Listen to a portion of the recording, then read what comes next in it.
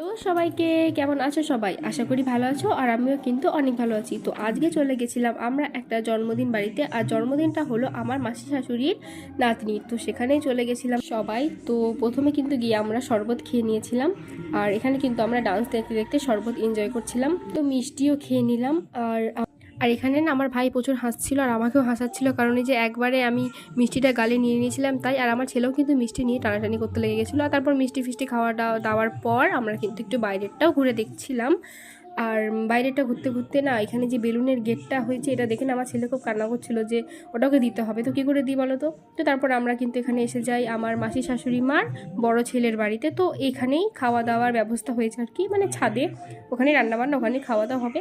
আর এই যে দেখছো আমার ছেলের অবস্থা। আর এই বাড়িটা না আমার খুব ভালো লাগে, আমার পছন্দের একটা বাড়ি। তো বাড়িটা একটু ঘুরে দেখছিলাম, আর ঘুরতে ঘুরতে এই ঘরটায় গিয়ে দেখছি চেনা মানুষের সাথে দেখা হয়ে যায়। তো ওদের সাথে একটু বসে গল্প করছিলাম।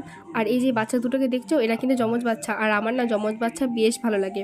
তো তারপরে এখানে দেখি বার্থডে গার্ল কেক কাটছিল। তো কেক ফেক কাটা দেখার পর আমরা কিন্তু চলে যাই ছাদে, যেখানে খাওয়া দাওয়া হচ্ছিল।